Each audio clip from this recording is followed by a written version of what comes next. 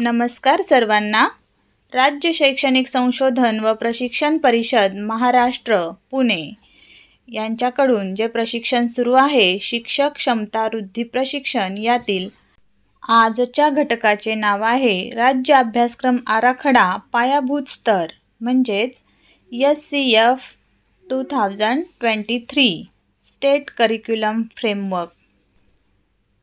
राज्य अभ्यासक्रम आराखडा पायाभूत स्तर घटकाच्या सुरुवातीलाच इथे दोन चित्र एकत्रितपणे दिलेली आहेत। एक पहिलं चित्र आहे बालवाटिका आणि दुसरं आहे प्राथमिक शाळा। म्हणजे इथून पुढे बालवाटिका आणि प्राथमिक शाळा हे एकाच परिसरात म्हणजे कोलोकेटेड म्हणजेच एकाच लोकेशनमध्ये असणार आहेत। या आराखड्यानुसार 3 ते 8 वयोगटासाठी देशातील पहिलाच एकात्मिक अभ्यासक्रम तयार करण्यात येणार आहे। 3 ते 8 वयोगटातील मुलांसाठी लवचिक खेळ आणि कृती आधारित 5 वर्षांचा समावेश आहे। त्याचबरोबर जागतिक स्तरावरील संशोधनावर आधारित तत्त्वांचा वापर करण्यात आलेला आहे। मूळ भारतीय ज्ञान आणि परंपरांचा समावेश सुद्धा या आराखड्यामध्ये करण्यात आलेला आहे। शिक्षक आणि इतर संबंधितांसाठी मार्गदर्शक असा हा आराखडा ठरणार आहे। शाळा, अंगणवाडी, बालवाडीमधील बालकांचा सर्वंकष विकासास सक्षम असा हा SCF बनवण्यात आला आहे। त्यानंतर पायाभूत महाराष्ट्र राज्य अभ्यासक्रम आराखड्याची तत्त्वे। प्रत्येक बालक शिकू शकते हे पहिलं तत्व। त्यानंतर बालकाची काळजी व निगा ही केंद्रभागी। त्यानंतर तिसरं तत्व आहे प्रत्येक बालक वेगळे असते जे त्याच्या स्वतःच्या गतीने वाढते आणि शिकते। चौथं तत्व आहे बालके निरीक्षणातून, अनुकरणातून, सहकार्याने आणि मूर्त अनुभवांद्वारे शिकतात। पाचवं तत्व आहे अध्ययन प्रक्रियेमध्ये बालकाचा स्वीकार, आदर, सन्मान आणि सहभाग असल्यास बालक उत्तम अध्ययन करतात। सहावं तत्व आहे बालकाच्या विकासामध्ये खेळ आणि कृती प्रमुख भूमिका बजावतात। बालकाला त्याच्या परिसरातून अनुभव घेण्याच्या, शोध आणि प्रयोग करण्याच्या सततच्या संधी अध्ययनात महत्त्वाच्या आहेत। आणि शेवटचं तत्व आहे कुटुंब आणि शाळा बालकांच्या अध्ययनातील भागीदार आहेत।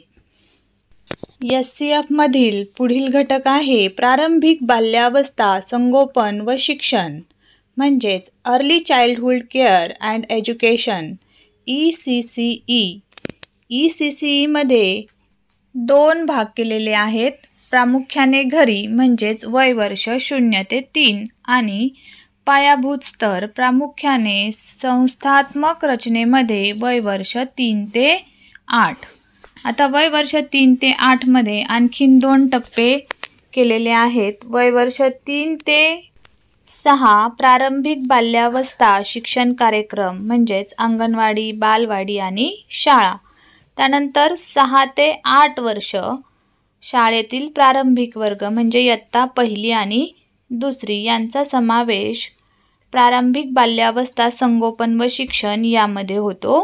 राज्य अभ्यासक्रम आराखड्यामध्ये प्रामुख्याने संस्थात्मक रचनेमध्ये दिल्या जाणाऱ्या प्रारंभिक बाल्यावस्थेतील पायाभूत स्तरावरील शिक्षण प्रक्रियेचा विचार केलेला आहे। गुणवत्तापूर्ण प्रारंभिक बाल्यावस्था संगोपन व शिक्षण सर्वंकष विकासाला चालना यामध्ये मेंदू विकास, शाळा तयारी, अध्ययन निष्पत्ती संपादनूक, रोजगार क्षमता आणि राष्ट्रीय विकास या घटकांचा समावेश होतो। या स्लाइडमध्ये आपल्याला दिसत आहेत पायाभूत स्तराचे टप्पे वयानुसार।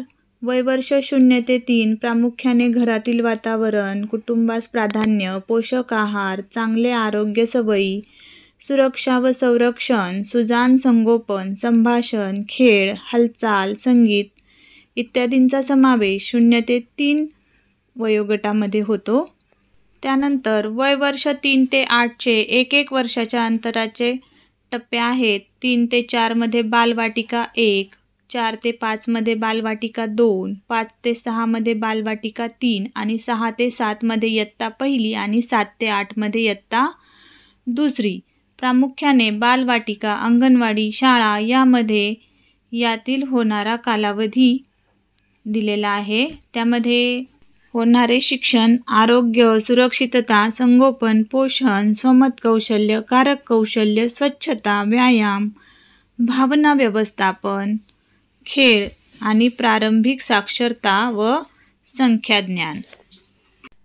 राज्य अभ्यासक्रम आराखड्यामध्ये 13 अभ्यासक्रम विषयक ध्येय दिलेली आहेत, जी वरील 6 विकास क्षेत्रांशी निगडीत आहेत. पहिलं विकास क्षेत्र आहे शारीरिक विकास, दुसरा आहे सामाजिक, भावनिक आणि नैतिक विकास, त्यानंतर बोधात्मक विकास, भाषा आणि साक्षरता विकास, सौंदर्यदृष्टी आणि सांस्कृतिक विकास, सकारात्मक अध्ययन सवयी. याविषयी सविस्तर माहिती आपण नंतरच्या सेशनमध्ये घेणार आहोत. राज्य अभ्यासक्रम आराखड्यातील महत्त्वाच्या बाबी इथे दिलेल्या आहेत. शिक्षणाची लक्ष्य, त्यामधून साध्य करावयाची आहेत. अभ्यासक्रमाची ध्येय, त्यातून येणाऱ्या क्षमता आणि साध्य होणाऱ्या अध्ययन निष्पत्ती. ह्यानंतरचा टॉपिक आहे भाषा शिक्षण व साक्षरता विषयक दृष्टिकोन. यातील पहिला मुद्दा आहे अनुदेशनाचे माध्यम बालकाची गृहभाषा असावी. म्हणजेच बालके त्यांच्या मातृभाषेतून संकल्पना जलद गतीने आत्मसात करत असल्याने अनुदेशनाचे माध्यम मुख्यतः बालकाच्या मातृभाषा, गृहभाषा, परिचित भाषा, परिसर भाषा असावे. त्यानंतर दुसरा मुद्दा आहे अधिकच्या भाषा शिकण्याची संधी. सुरुवातीच्या वर्षामध्ये बालकांना विविध मौखिक भाषा शिकण्याची संधी द्यावी. बालक, शिक्षक व पालकांच्या मदतीने 2 ते 3 भाषा शिकेल अशा संधी उपलब्ध करून द्याव्यात. तिसरा मुद्दा आहे मातृभाषेतून वाचन आणि लेखन प्राधान्य. मातृभाषा, गृहभाषा, परिसर भाषा यातून सुरुवातीच्या काळात वाचन व लेखनाच्या संकल्पना विकसित होणे आवश्यक आहे. त्यानंतर चौथा शिक्षण व साक्षरता विषयक दृष्टिकोन. स्वतंत्र वाचक व लेखक बनतात. बालकाने प्रथम भाषेमध्ये वाचन व लेखनामध्ये प्रावीण्य इयत्ता 3री पर्यंत प्राप्त करणे अपेक्षित, तर इतर भाषा द्वितीय म्हणजे मध्ये 5वी पर्यंत प्राप्त करणे अपेक्षित आहे. हे 4 मुद्दे भाषा शिक्षण व साक्षरता विषयक दृष्टिकोनामध्ये पायाभूत स्तरासाठी अपेक्षित आहेत.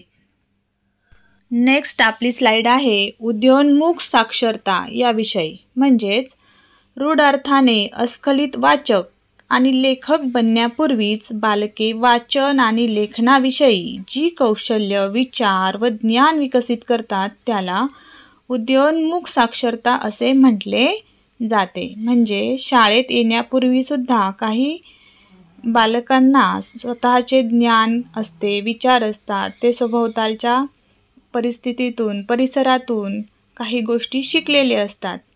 अशा गोष्टींना, अशा कौशल्यांना आपण उदयोन्मुख कौशल्य असे म्हणणार आहोत. उदयोन्मुख वाचन कौशल्य म्हणजे छापील, लिखित साहित्याबद्दल जागरूकता, शब्दचित्र, प्रतिमा वाचन किंवा वाचल्यासारखे करणे, लिखित मजकूर डावीकडून उजवीकडे वाचण्यास शिकणे, मजकुराचा अर्थ लावण्याचा प्रयत्न करणे, हे उदयोन्मुख वाचन कौशल्यामध्ये येतात. उदयोन्मुख लेखन कौशल्य म्हणजे विचार, कल्पना, भावना व्यक्त करण्यासाठी चित्र काढणे, त्याबद्दल बोलणे व स्वयंलिपीत लिहिणे, गिरगिटणे किंवा स्वलिपीत अक्षरे व अंकसदृश्य चिन्ह, अक्षरांसारखे विविध आकार लिहिणे, स्वलिपी इत्यादींचा समावेश उदयोन्मुख लेखन कौशल्यांमध्ये होतो.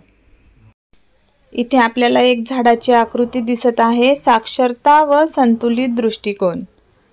खाली खोडाजवळ आहे लेखन व वाचन सवयी आणि निसंकेतीकरण. त्यानंतर थोडंसं वरती गेलं की ओघवते वाचन येतं आणि ध्वनिविषयक जागरूकतासुद्धा येते. आणखीन वरती गेलं की समजतापूर्वक वाचन येतं, मौखिक भाषेचा विकास होतो आणि शेवटी उदयोन्मुख साक्षरता कौशल्ये बालकांची चांगल्या प्रकारे विकसित झालेली असतात. आता पाहूया भाषा साक्षरता अनुदेशनाचे 4 आयाम. पहिला आहे मौखिक भाषा विकास. त्यामध्ये येतात चित्रवाचन, अनुभव सामायिक करणे, गोष्ट सांगणे, नाट्य आणि भूमिका. त्यानंतर दुसरा आयाम आहे शब्द ओळखणे, ध्वनीची जाणीव होणाऱ्या कृती, अक्षर ओळखणे, आवाज चिन्ह संबंध, कौशल्य केंद्रित लेखन, अक्षरे व शब्द, अक्षर व शब्द वाचन. तिसरा आयाम आहे वाचन, मोठ्याने वाचणे, सहभागी वाचन करणे, मार्गदर्शित वाचन, स्वतंत्र वाचन. आणि चौथा आयाम आहे लेखन, नमुना लेखन, सहभागी लेखन, मार्गदर्शित लेखन आणि स्वतंत्र लेखन. आता गणित साक्षरता अनुदेशनाचे आयाम पाहूया. आयाम 1 मौखिक गणिती चर्चा, गणिताचे गाणे, कविता म्हणणे, तोंडी गणन, बालकांचे अनुभव. त्यानंतर आयाम 2 मध्ये येतं कौशल्य अध्यापन, प्रभुत्व संपादनाच्या पैलूंचे एकत्रीकरण.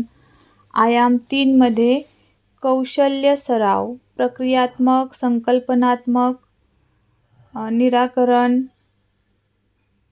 समस्या निराकरण, तर्क इत्यादी.